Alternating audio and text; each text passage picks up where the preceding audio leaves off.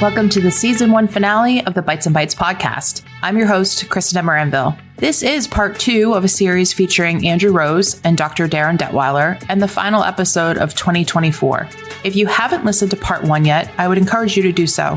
In this episode, I will continue my conversations with both Andrew and Darin. Andrew and I discuss how over-reliance on automation can make food systems vulnerable and why preserving legacy knowledge and analog systems is crucial for resilience. Later, Dr. Darin Detwiler shares his thoughts on the global challenges of food safety, the need for collaboration, and the courage it takes to prioritize security. Stay tuned for this impactful conclusion to Season 1.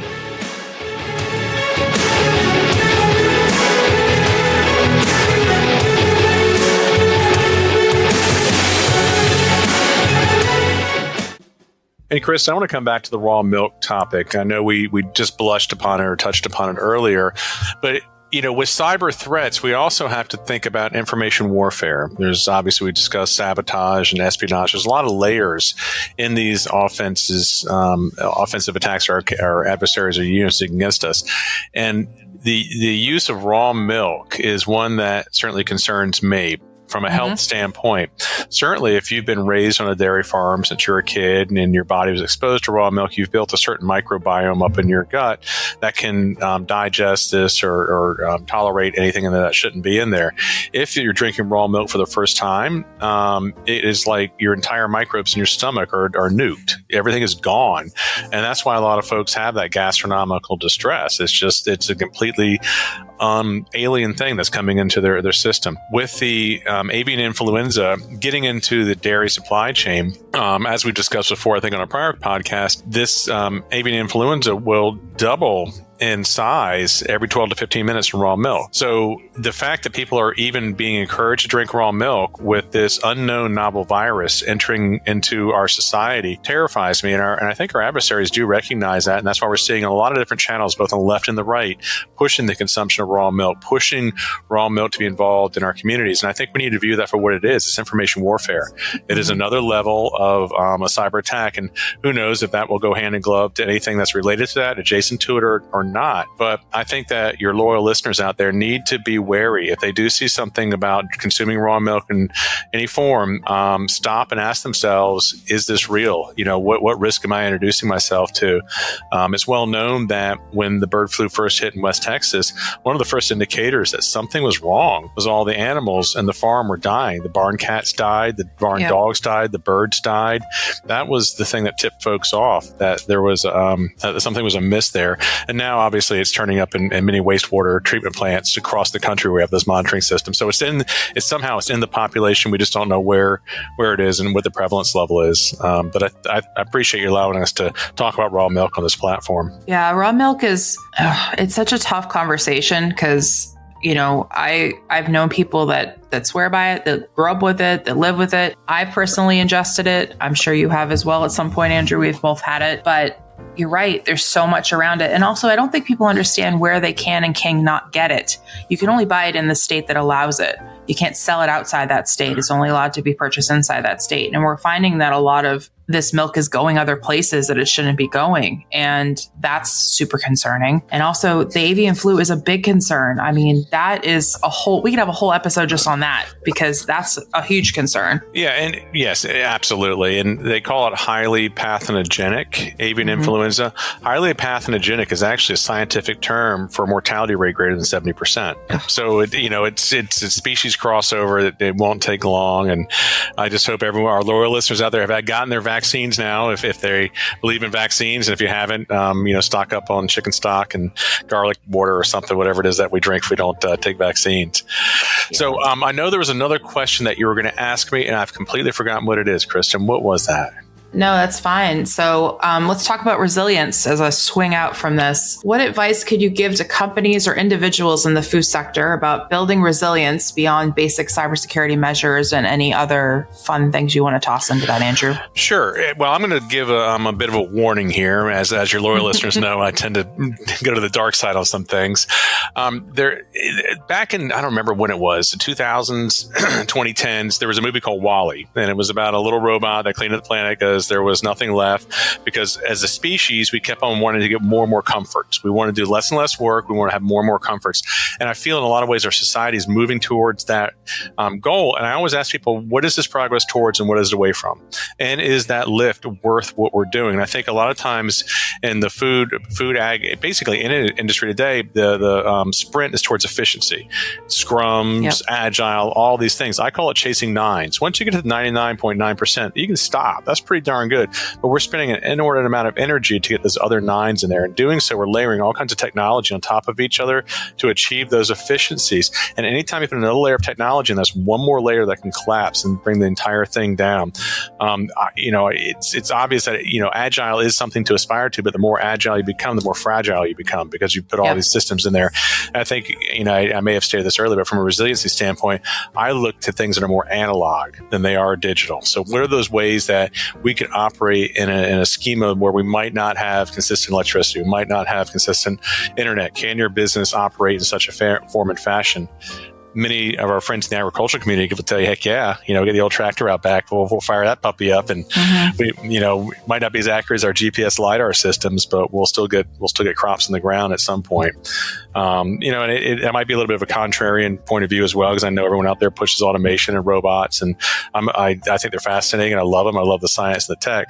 But if I'm looking at it from a risk management standpoint, I'm thinking, okay, what is some way that someone with malicious intent can get in here and mess up, whether disabling it, miscalibrating it? There's a plethora of things that our adversaries can do to manipulate these things. And case in point was when the solar flares came through the northern part of our country in southern Canada earlier this year, and it just knocked out many of the tractors' GPS systems, and they were unable to plant the time of period they wanted to plant in. And that window is always narrow to begin with. And any kind of disruption in the planting season means you've got an entire year, you've got to wait for the next one to roll around. I think that's such a good point, Andrew, because a lot of the things that I see when I go into different sites and when I talk to different businesses is the lack of redundancy and the ability to be analog if they need to be, or have the legacy knowledge captured in a business continuity plan or disaster recovery in order to do that. I think everybody's so excited about digital transformation, which is great. I'm here for it. Everybody else is here for it for the most part, but we need to have that risk management strategy that includes that type of action as well. And as we saw with the GPS, that was really key. They had to be able to continue to use machines without having the guidance, which is unfortunate, but at least they still got it planted, right? And the harvest still happened. Well, I think you also touched on an important part there, and that's that legacy, that institutional knowledge. Who holds that knowledge? Where is that repository? Have you done a business continuity exercise, a tabletop or a field exercise to see what if this went down? Do you still have the means, whether they're paper and pen or a whiteboard, to do what needs to get done for that period of time that you don't have access to your technology? But yeah, I think we need to weigh heavily into that as well. It's a contrarian way of thinking, but what if? What if it's not there? And I think that what if gets bigger and bigger every day. I think anybody who's listening who's experienced ERP or some type of upgrade or anything like that, when your ERP system goes down, you're pretty much dead in the water. How do you deal with that? You go back to paper. Are you prepared to go back to paper? I don't know why people, I guess I could speculate why people have trouble with this. And Andrew, I'm sure you'll agree with me that a lot of it comes back to, well, if we have to roll all the way back to paper, what was the point of spending that money in the first place? Number one. Number two, the shame of dealing with it. The shame of dealing with, we're not prepared. We have to roll back to paper. What if this gets to our shareholders? Like all these things. Who cares? We got to get it done so people don't get hurt, first of all, on the job. Secondly, not get hurt with product, whatever that product they consume or ingest is. I think we have to change the mindset and not make it such a big deal. Like, okay, this happened. We're rolling it back. No big deal at all. It's uncomfortable. Sure, you might have to push a cart or might have to have the tractor hooked up to an animal. Who knows? We might get that kind of crazy, but it's still doable. And that's the important part, is to continue to do the job. It's hard. Legacy is a different conversation. I love with legacy people. I know you do too, Andrew. We both love to gap to them because we learn so much about the process and what they love about their jobs that I can't imagine not including them in a risk strategy, because they are one of the most important components, people and process. And that brings up another point. We were on a conversation earlier today. It's who was left out of the C-suite, or who was left out of these meetings that should have been there in the most critical point in time. We were talking about controlled environment, how the grower was never in the C-suite. It was never an agricultural company. It was always a tech company. Going back to legacy people, I was part of a very large tabletop 2 years ago in a very important sector, and that was one of the findings, was if this went down, we need to go back to paper, but who knows how to use it? We need to capture those legacy protocols, the SOPs that we need to have in place.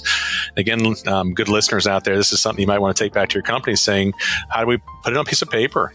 Spell it out. Here's step by step. If this goes down, here's how we manage this. Again, if we lose GPS, here's where all the paper maps are kept. And here's a training module for the people under 30 on how to use a paper map. It's so true. And even goes back to testing. Can you manually test without having to run it through a machine? There are ways to do that in the quality lab. Much smarter people than me can talk about that. But that's another thought. How do we deal with this? With that, since we kind of had a bit of gloom and doom here, Andrew, I want to talk about a little bit of hope. What are you hopeful for moving forward? I know we're coming towards the end of the year, and I know this conference I felt was really hopeful. I felt like it was a lot of positivity around the conference that we were at together at the panel. What are your thoughts? Well, and again, I'm kind of a contrarian here, and I also do play the hand that I'm dealt. One of the things I am hopeful about is incoming administration here and the attention they're going to give to cybersecurity, to agriculture, to that critical piece of our infrastructure, which I don't think has quite gotten the attention under the current administration that it deserves. So I am very hopeful for my friends in the agriculture community, for our citizens here, that this is going to be a good time. I mean, we still don't know who all the cards are going to be and where they're going to be, but if I understand the sentiments properly, it's going to be okay for us. So I'm hopeful there, and I also know that we can outproduce anyone on the planet, and I know we produce more than we consume. We have water moats to our east and west, and friendlies to our north, and to the south we're still questionable, but at least it's fairly impenetrable coming up that way. And so I'm hopeful for the United States. I'm hopeful for our citizens. I'm hopeful for our farmers.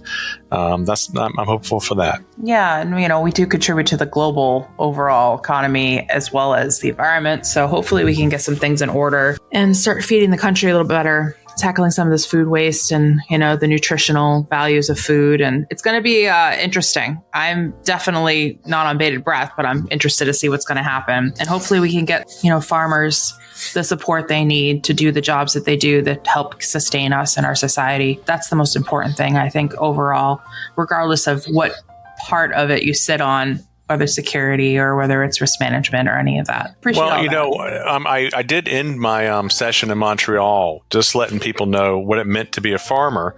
And I think it's important for your listeners to hear that as well. A farmer is one of those people that gets paid once a year. Pretty much everything they own is collateral for that paycheck. And if anything happens during that year, they lose it all. So understand the risk they take and what they do, and also understand the stress they're under right now is the amplification and magnification of stress right now is horrible. The old phrase was thank a farmer. I say give a farmer a hug. Really thank them for what they're doing and how they're feeding us. It would mean the world to them. And just to let having a few friendly voices out there that got their backs covered too, I know that's meaningful to them as well. Just remember when you go to the grocery store that somebody helped get that food there, whether it's you're picking up tomatoes or you're picking up beef or chicken or whatever it is, or eggs. Just remember that somebody had a hand in that. Actually, many somebody's had a hand in that. Be grateful, because that's what they want and that's what they deserve as well, because they work really hard, just like everybody else who's listening on this. Thank you so much for being here as always. And I'm sure we'll be seeing you soon. Indeed. Well, yeah, and thank you as well for allowing me to have this platform to spread the word. Because as I said, the more awareness is out there about the plight of the farmers and the risk they're under, the better it is. So thank you very much, Kristin, as well.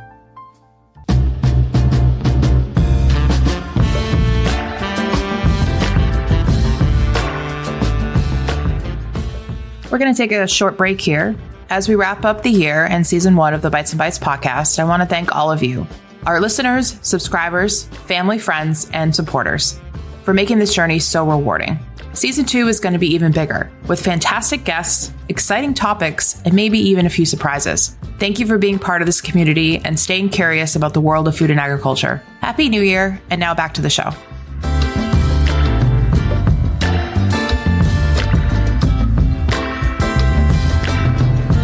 I would imagine that a lot of the momentum that we'll see in terms of cybersecurity in the food sector will most likely be focused around the major retailers, the multi-state and regional retailers, the bigger names, and also the food distribution systems, the U.S. Foods, the Cisco, the Aramark. When you look at the idea of you can't have a million points of security and expect them all to be the same, but if you look at the ones, I don't want to say bottleneck, but the most overlap, I guess, if you will, is going to be within our major food distribution systems and our major food retail. That's where we're going to most likely see a lot of the development.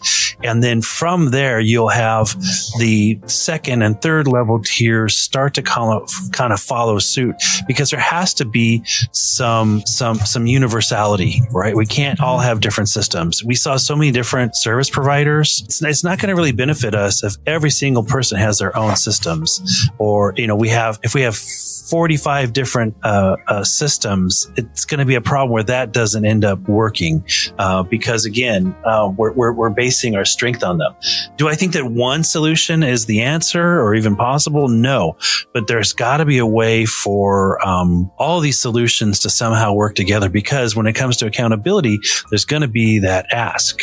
There's going to be that pressure to have some sense of how do we how do we watch the Watchmen, kind of a scenario. So again, I think what we've seen in the past when it comes to digital solutions, not within cybersecurity, but digital solutions when it comes to accountability and traceability and transparency, you see the biggest movement from the major retail and the major connecting food systems before you necessarily see all the individual suppliers, if you will. I think that's a trend we'll end up seeing, but I think that, we'll have to reevaluate that because, again, it's like cutting off the head of all the snakes, if you will. There'll be a new approach in terms of cybersecurity. And I do believe that, I can't remember, Kristin, if it was you or Andrew who said it, that kind of vulnerability of an attack, even after 9/11, the World Health Organization came out and said that it's far easier to attack a country and have political or economic disruption by attacking their food supply. You don't have to get into nuclear, biological, and chemical warfare. Just attack their food supply. 100%. Yep. And we can't take for granted that our existing foundation in terms of food security, if you will, is strong enough for the next generation of attacks that, again, I don't think that whether it's already happened or it's 3 or 5 years away, when do you define that quote unquote new 9/11 moment? I think that you made some really good points there. And I was thinking about how are we actually protecting our food supply if we can't even regulate livestock fields being next to lettuce fields? To me, we know what the problem is. Why aren't we fixing it? We should have a certain amount of mileage that has to be away from each field, from the livestock pens, so we don't have E. coli running into our lettuce or leafy greens in general. That's the difference between state versus federal regulation. Is it possible that California takes a direction with cybersecurity and leads other states? It could be, but we're only going to be as strong as our weakest state because, when it comes to food, all the food that I eat doesn't come from the state of California. That's why I said, again, we're only as strong as our weakest state, or on a global scale, we're only as strong as our weakest supplier, exporter, and importer of foods, kind of a thing. So we have to look at this as, quite honestly, it's not even just a federal. There's got to be federal activity along with the idea of whether it's United Nations or NATO or whatever. There's got to be a more, coordinated and collaborative type of approach if we really truly want to improve upon this. Mm-hmm, mm-hmm. Yeah, and I think it's going to take a lot of countries coming together. I think it's going to take a lot of industry coming together. And also, food and ag are so connected to the rest of critical infrastructure, not only because we supply people food to live, but crops like soybean and corn are a part of our everyday flow in life now. Lots of things are made from it. Biodiesel is a really big popular one, obviously. And I think people need to start realizing how interconnected and dependent everything is. And once they do that, then like, oh, this is a no-brainer. We should protect it the way we should protect it. But again, when it comes down to that capitalistic mindset, and it's not making money or we're burning money because we're doing too much other stuff, that's what really starts to tick me off, because that starts putting prices on human lives. And we don't want that. And I don't want that either, for sure. Thanks, it's notable Darin. that I we really had this appreciate that. panel in Canada because you remember NAFTA? Yeah. Do you remember NAFTA, North American Free Trade Agreement? Imagine the new NAFTA, because we didn't work with Canada on this, and Canada decides that they're going to have stricter level of cybersecurity protections for food. And the new NAFTA is that they are not going to allow foods from the United States to come into Canada because we don't have the same level of cybersecurity resiliency that they have up there. So the best thing they can do is to protect their interest is to ban all free trade across the border from the U.S. into Canada. If something like that were to happen, you'll see radical change in the United States in terms of now the industry is going to be driving the federal government to step up the game in terms of cybersecurity. Not so much because of the needs and interests of the United States, but because of the exclusion from foreign markets that they do not want to, they do not want to suffer because of the lack of meeting those needs and obligations. I think the supply chain pressure is a good thing in general, because in terms of us with other nations and nations with us, we should be signing third-party agreements, if you will. I mean, Canada is technically a commonwealth of the UK, right? So what if the UK puts really crazy stringent restrictions and Canada has to, adjust? Or what happens when EU says, we're not going to work with you unless you have a cybersecurity posture. Bleh. That could happen, considering they already have GDPR. They have all these other things in place, and they actually are taking their critical infrastructure extremely seriously. And I think it's important to note the GDPRs. Yep. Because rather than, I don't want to get into the specifics of the GDPRs beyond the fact that the general data protection regulations that came out of that regulation, that's not just within a geographic limitation. That's to all their citizens. That is the protection of their information, regardless of where those citizens are in this world. And imagine cybersecurity with our food not being limited to any one state or any one country. The idea of this being a consumer, a citizen, attached type of a scenario where now we really have to think about the implications of cross-border alignment and comparisons of cybersecurity. Also, too, like rules of engagement, right? So, you cannot attack food and water of a country. If you do that, this is what's going to happen. I realize people just probably all balked at that and were like, yeah, good luck with the adversaries, but getting to that. But it strengthens it on a legal sense, right? Because then it gives more predication to what we need to deal with. Aggression meets that. It's a world global citizen problem. And I think consumers are really going to come on board with this, especially when it comes to privacy and data tracking in food. Traceability is going to open up that hub hard. I'm surprised companies haven't started jumping all over that, because data is fun and we can run the marketing machine heavier, right? And I don't think people realize how much data is being collected. When you walk into McDonald's, what you order, what your favorite food is, what you're looking at online, and then you get targeted. I can't even tell you how many protein bars target me now. It's crazy. I think I've bought maybe once offline, and that was it. And now all of a sudden my feed's full of protein bars, which they're not all created equal, let me just tell you. So I think that people need to start paying attention to that, because cybersecurity is going to be important to them, because that's more data points for your, data to be breached. It could put you at risk for a lot of things. Your taxes could be filed. You could miss your return. There's a lot of scary tactics that happen. Not only having your identity stolen, which is terrifying, but you could also be, scammed out of a lot of money. It could be a lot of different things. So I think consumers need to pay attention until they have to pay attention. And I don't really want it to be a catastrophic event for them to pay attention.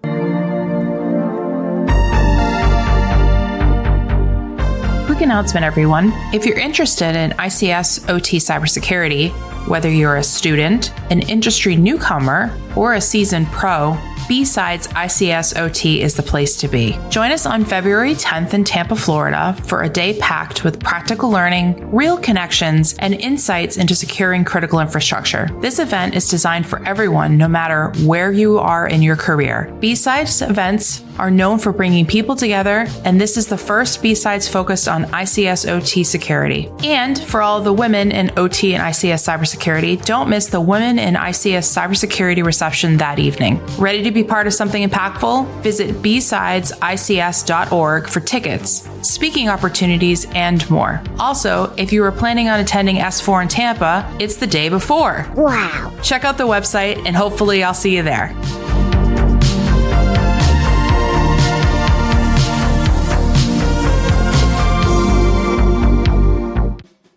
Well, and I see us as being, that whole idea of digital natives versus digital immigrants. I see us as being, immigrants into this world of cybersecurity and cybersecurity resilience, and that there will be a future generation that they were literally born into, when we were already dealing with these kind of things. And to them, I see this within food safety. I mean, there's people I talk with that are so young that they can't believe there was a time where we didn't have plastic seals on containers of yogurt or cottage cheese or things like that. And it's like, well, of course we have this level of security on things. I can't imagine a world where you mean people could just open it at the grocery store? And it's like, remember like the ice cream liquor, not too long ago, people could open a container of ice cream and we never thought about those things. But, we're a different society now with this and we have to think differently. And I love how you were talking about the idea of, even education has to be different. Food safety and cybersecurity and all these different informations. And it's kind of, I have to admit, it makes me rethink Sesame Street and C is for cookies. It's a different kind of cookies that we have to maybe talk about to our toddlers. Yeah. And I think people like to talk to me about, I'm sure they do this to you too, Darin, even if you're talking about food safety, they talk about food and the nostalgia of food. And it's not the same as it was when we were younger. Yeah, no, it's not. It's not even owned by the same company it probably owned when you were a kid. The recipes change. They're secret and safe. And sometimes they don't get bought when the company moves. It's a lot of things. And grocery shopping takes so much longer now because you have to stand there and read every package because you just don't know what you don't know. And I kind of feel like that weirdo sometimes when I'm standing there and I'm like, I don't know what this ingredient is. And then you have to sit there and Google it. And then you're like, whoa, it's a preservative. Okay. Like, what is this for?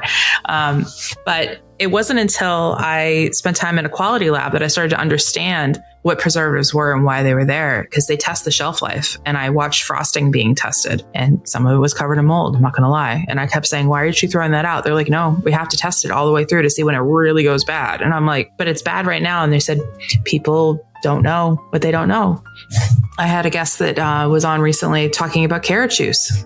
And I had no idea about that whole issue about how carrot juice, you can't leave it out on the counter. It has to be refrigerated. Otherwise, it ended up with this contaminated situation. I didn't realize that that's why carrot juice became less popular. I had no idea. This is the problem with our food cycle too. And I know we've spoken about this, Darin, multiple times. When something goes wrong with food, people get off it for a long time. They won't touch it, like spinach. Even to this day, I look at a bag of spinach and I'm like, I don't know, but even though it's been dealt with, it's still questionable. And I think people need to do their research. I think you need to look for reputable people and reputable articles and things like that. And I realized that that's kind of counterproductive to the disinformation, misinformation that we've been talking about. But again, it goes back to if it causes an emotional reaction, you need to distrust it immediately. So it has to be very much, you have to take yourself out of your food situation for a minute because food is innately emotional. It's cultural. It's all these things. But being able to make better choices because of education is so important. And I think that's why you and I advocate and we're so heavy into the awareness side. And like you said, even a little activism, because we want people to know. We want people to be able to eat and enjoy their families, enjoy the company that they have around them, rather than worrying about if their lettuce has been contaminated or their onions are contaminated or if they could eat at this certain restaurant because they just had an episode of whatever broke out. And I found that really telling when I was watching one of your news segments for one of the news stations you did recently on McDonald's, when you said that people keep asking you, how do they know if their food's contaminated? And you responded with, you don't. Yeah. And I thought that was so profound for me in that moment of, well, you're not going to know. It's like, do you carry a microscope around with you? It's kind of one of those moments. How are you going to know? We have a certain level of trust that needs to be fulfilled in order to put food in our mouths. And because we're so removed. There was a magazine back in the 1880s and, right leading leading up to Upton Sinclair's The Jungle, all the problems in the canned meat industry, there was a magazine that was really getting critical about food safety. And there was this artwork done about the idea of, how would you know at home if your food is safe? And it shows like this ridiculous microscope and all these, the little beakers and stuff. Like you would have to be a scientist. But then it was like, you'd have to be a magician, and what's crazy is that notion of, clearly things have progressed since the 1880s. No, you still will not, you won't know, you can't look at something. I had, a food incident where, hamburger was, I asked for it to be, well done, and it was so raw in the middle. It was red. It was undercooked. And I asked the person in charge, this is a major chain. And the guy's like, well, we cook like 500-600 hamburgers a day. We can tell. Like they don't need to use a thermometer or any time, monitoring equipment or, any kind of temperature monitoring equipment. You cannot tell. There have been tests that show that just looking at it alone, you cannot tell if it has been cooked to a high enough minimum temperature. And, again, even at the home, we can't tell certain things. That's why we have to shift our language. We say things to our kids like look both ways before we cross the street. We say things like put your seatbelt on or, get in the car seat or whatever, right? We have to start having conversations with our children about food safety in terms of the fact that there are inherent risks. And I think the same thing has to be said about cybersecurity. We're in a world where there are inherent risks. And unless you are someone who is growing your carrots and cabbage and green beans or whatever in your backyard, and even then I can't guarantee you're 100% free of these dangers. We have moved so far away from the source of our food, and we tend to, as a society, gravitate towards the convenient. Anytime the convenience factor goes up, the risk factor goes up at a higher rate. Mm-hmm. And we don't talk about that. We talk about convenience. What I find funny is that we recently had this conversation. Someone, you pay your rent by check. Well, we don't want to pay it by check. We don't want you to pay it by check. We want you to pay it online. Okay, but you got to pay a $30 convenience fee. It's like, okay, well, it's not convenience if you have to pay money to make a payment. But look at convenience as a convenient is the word that makes everything okay. No, convenient now makes more risks as part of the equation because, now you're talking about, banking fraud and security, if you're paying something online and putting your information out on a platform, some third party platform between you and who you're actually supposed to be paying. And when you look at the idea of being able to go onto a grocery app on your phone to have someone do the shopping for you and either deliver it to your house or you show up at the grocery store and they put it into your car. Again, now you're putting your information out there and your purchasing preferences and you're allowing other people to make purchasing decisions for you. Again, with the convenience factor goes an increase in various levels of risk in different areas for you. We don't tend to have those conversations. We just jump, ooh, that's convenient, go there. We jump too quickly as a society on these things that are convenient. And we have to realize that perhaps that's the biggest lesson we need to take here in that, it's like, look, people ask me all the time, well, which food should I avoid? I wish it was that easy of an answer that I could give you. No, there's things we have to do differently in the bigger picture if we want to be safer. And it's similar for cybersecurity as well as it is for food safety. I mean, I get questions like that too, Darin. Which foods can I eat and can I not eat? And why are there foreign materials in food?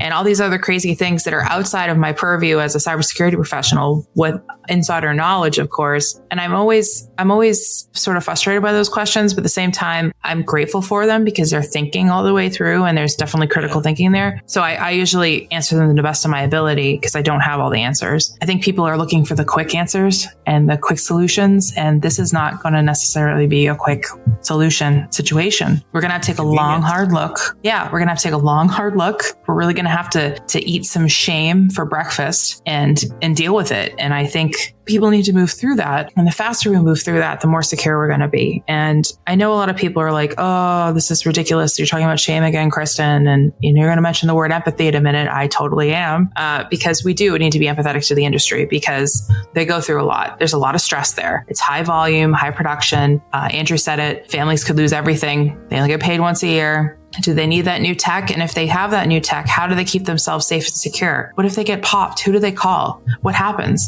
What if there's a food safety issue? Like, there's so many questions that tumble out. There's too many questions. And I don't think that's a good thing. It should be quick answers too. There's also there's an example with airplanes. Right? We know that if we have too many windows, it creates a problem in terms of the structural stability of an airplane. Mm-hmm. So we can take out a couple windows, but we also know that if we just take out all the windows, right? So then it'll be even more secure. But who wants to fly in an airplane with no windows? Now, mind you, I am a submarine veteran, which is basically it wouldn't bother you with no windows. But at what point is one more window not really going to solve the problem? Mm-hmm. So the same thing applies to food. We can have the most secure food safety and cybersecurity systems in place. All right, let's go for it. Okay, how much is that one apple? $10. Yeah. Right? So at what point is that threshold, that kind of perfect lines cross, supply and demand type of thing in terms of, you have to think of cybersecurity within the food system as a supply and demand issue. There's a point where, okay, that apple is going to cost 10 more cents. Okay, that apple's going to cost $10 more. No way. Okay, so where is that perfect fit? Because there's a point where I'm not going to go to McDonald's because I'm not going to pay $20 for the cheeseburger or whatever, right? I'm not going to pay this. I'm not going to buy Kraft macaroni and cheese in their box because that box is not worth $12.99. I'm not going to buy this because it's not worth that much. So we can say, look, food safety should not be at a premium. At the same time, nor should cybersecurity be at a premium. So what is the trade-off? And unfortunately, the inconvenient truth is that if some of these major corporations are going to survive in the long term, they're going to have to reevaluate the idea of, okay, we have record $1 billion profit for this quarter, but we didn't do anything for cybersecurity. Maybe you should have reinvested some of that profit into cybersecurity and not foot the bill completely onto the consumer, because at some point consumers are not going to buy your product anymore because it's too expensive and your company will be out of business. And I think consumers are starting to care more about sustainability, the environment, and a bunch of other factors that are related to keeping themselves private, their privacy intact, tracking of their data. I think people are going to push back on this, and that you're going to need cyber for this and IT and the rest of the technology stack, but it needs to be safe and secure. And I don't think people realize how automated and how much tech is in these companies in general. And that's the part I'm always raising awareness about. Everything's automated, everything. Or how do you think that food gets there? How the delivery services. And I know that the different delivery services for food is another topic that we could go off on for a while, not just in terms of privacy, but also in food safety, because sometimes just thinking about it. But the interesting part about this is there are people that are trying to do the right thing. And it's not always the gloom and doom that we are expressing here and have expressed. I just want to see more of it. I want to see more collaboration, more togetherness. I want to see regulations that benefit the farmer and benefit us, and to be able to be more empowered to do what we need to do to help secure. I realize that I'm saying this and with hope attached to it. We have a lot of work to do. I don't think that we're going to have a shortage of it anytime soon, for sure. But what I'm more concerned about is having to explain to people, if I was in a leadership role someday, not specifically me, or any leader that's at a food company right now, having to explain why their product killed X amount of people because of a cyber attack. I don't envy that person that has to do that. My heart hurts already for them, because I know they didn't wake up that morning and wish for that, but it happened because they weren't ready and they didn't think it could happen. Because as being part of this space, we're always constantly trying to think about, what could be the worst? What's the worst case scenario? It's about managing risk. So you have to go all the way and think like an adversary or a bad actor would. And it kind of puts you in a different, I call it a security mindset. You just look at the world differently. And because of that, we can't take that filter off. I see it all the time. And it's so hard to watch people who are really good people do not a whole lot. And it's the whole cost of doing nothing again, or they're doing just the bare minimum that might be good enough, but probably not. That's hard to pay attention to sometimes. You just want to jump up and down and scream and shout. At the end of the day, I want this industry to be more proactive and build to resilience rather than have to go through something and then discover resilience. That would be my wish and hope for the industry. And I'm sure you feel the same way, Darin, especially on the food safety side. Yeah. Regulatory compliance, federally regulated compliance, that's the minimum. And if all I ever interacted with were leaders from companies that did the bare minimum, I don't know if I would be on my, starting my 32nd year in this business here. There are so many companies that have inspired me because they've gone far beyond doing the minimum. And, people say, oh, well, look, McDonald's in this recent event, they haven't been in the news for a long time due to failures in food safety.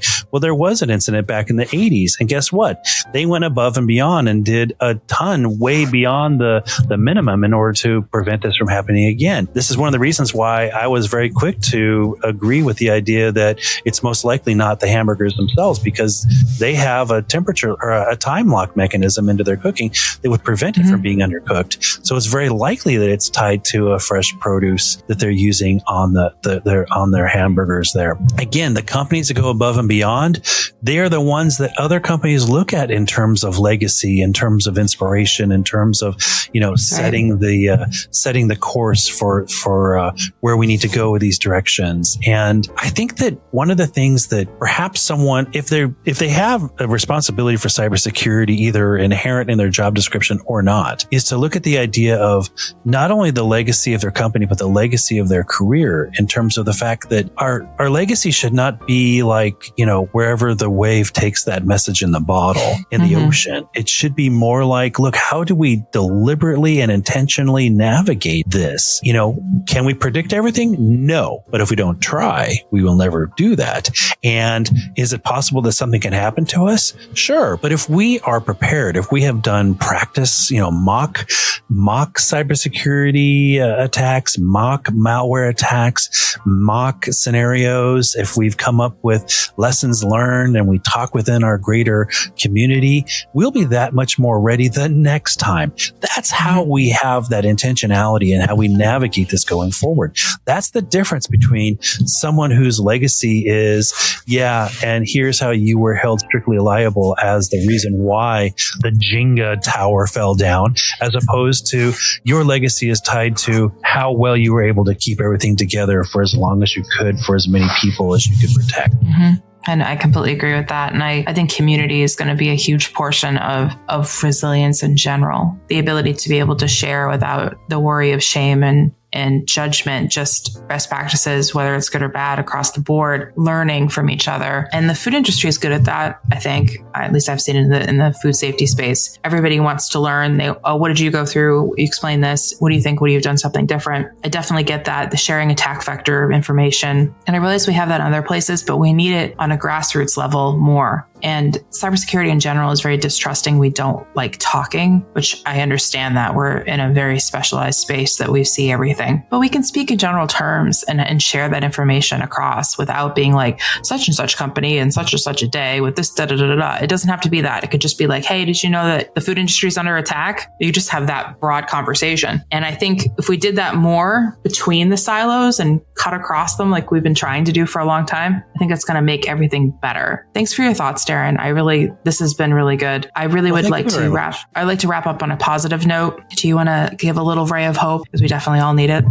If our food system, if our food industry, if our global supply system, if our nation were as simple as any one person could make or break it, it wouldn't be what it is today. The reality is that the Herculean effort that we want to see within food safety, within food security, within cybersecurity, it requires a Herculean effort from a large group of people.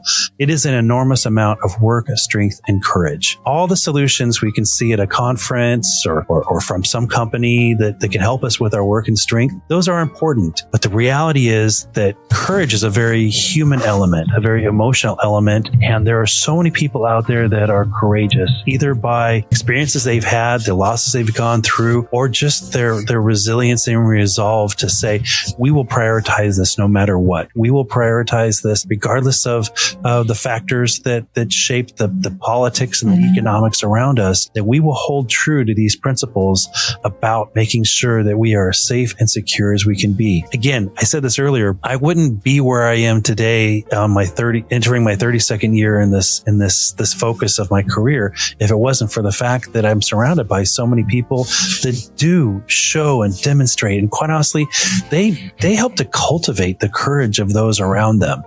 I think we'll always have that, and we will weather these storms like we have done with the resolve and the fortitude and the vigilance that we find not just in technical solutions or in regulatory policies or in funding requests. It is in all of us. It is in the courage, and it is in us, not only individually, but as a collective group. And that is what I hold on to, even if it means I have to eat some Boston baked beans. Well said, Darin. Thank you very much for being here. That was fantastic. I really appreciate it.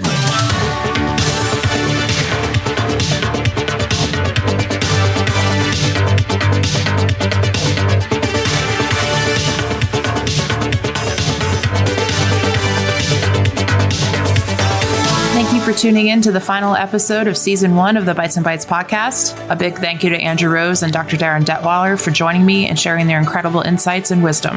And to all of you listening, thank you for your support, likes, comments, and shares. Wishing you all a happy new year. Remember to stay safe, stay curious, and we'll see you in the new year. Bye for now.